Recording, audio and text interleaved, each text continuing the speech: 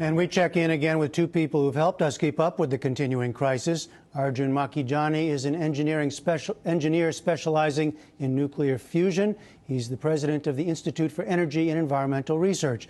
Kenji Kushida specializes in Japanese studies at Stanford University. Welcome back to both of you. Arjun, first let me start with you. How serious are these new revelations about the water contamination? Well, the last time we spoke, we talked about the leak, and there were radiation levels that could give a worker an annual radiation dose in 12 minutes. Well, more recently, there have been reports that the radiation levels near another tank are 1,800 millisieverts per hour. This is an extremely high level of radiation. A few hours basically constitutes a lethal dose.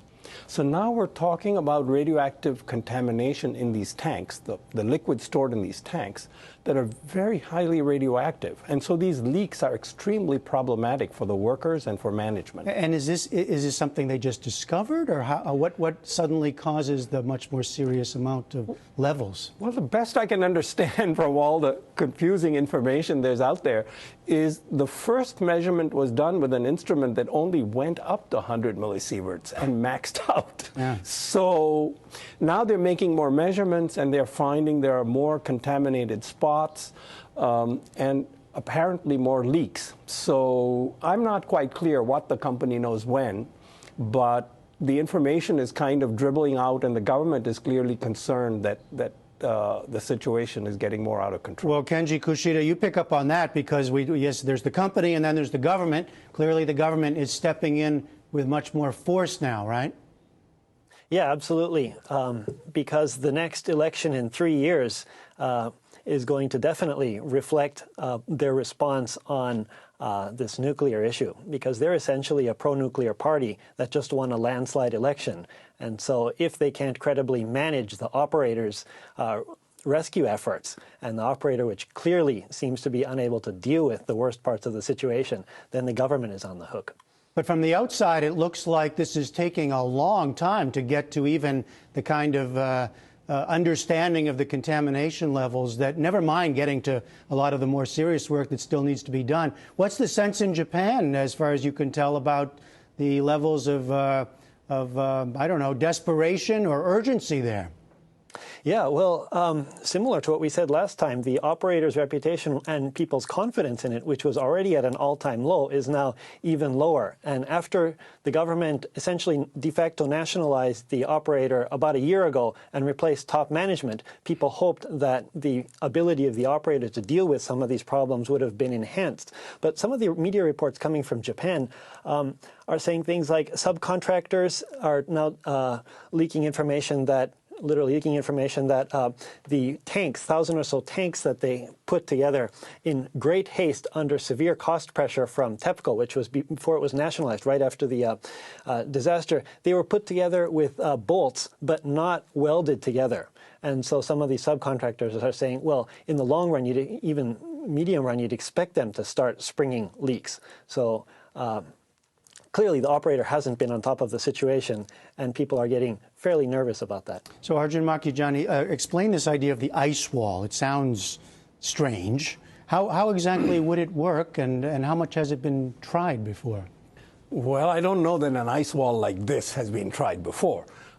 It's like building a dam underground, but with ice, by freezing all the pore water in the soil. All soil has. So there's water coming in from uphill through the site and going into the ocean, all underground. It's an aquifer. Some of that water contacts the molten fuel and is becoming contaminated.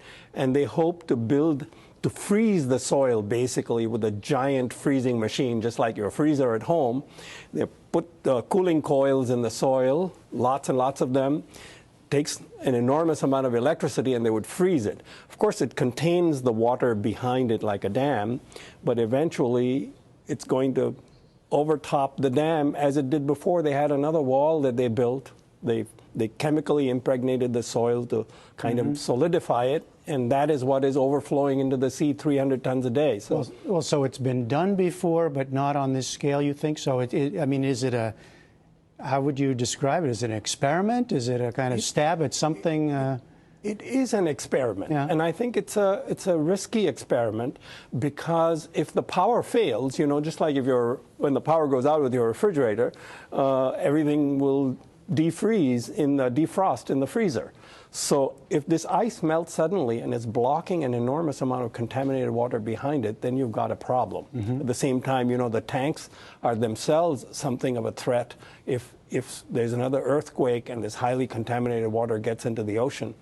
And so they've got a couple of very, very serious problems of containing the water. And then, Kenji Kushida, there is still, as we said, the long term here, which I heard talk about decades to decommission the plant, for example. Yeah, some of the estimates are a minimum of 40 years to decommission the plant.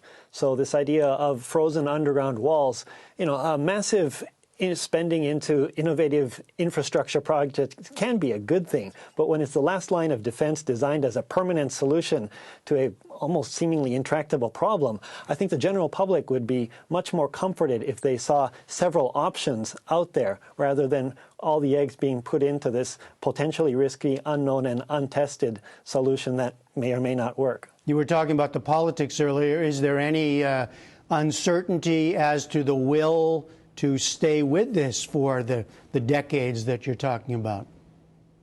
Well, there's no choice.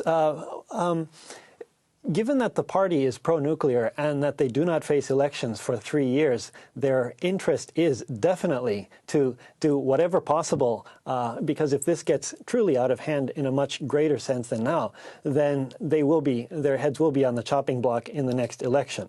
But they'd like to avoid that. That being said, it's not like there's a set of technical solutions that are easily possible here that can be chosen from. So in the very long term, they do need to try to stay in power. So you'd expect them to put as many resources as possible. And as we do see, they are moving, but they need to move much more quickly, as most general public would agree. All right, Kenji Kushida, Arjun Makhijani, thank you both again very much. Thank you very much. Thank you. We need to get subscribed and get this unity stronger and beat YouTube at their own game. Okay, that's what this is about. Like I say, go to the remix button, hit the remix button. That way you'll have this video and keep up with this. Otherwise, YouTube's just going to control us, guys, and it's really bad.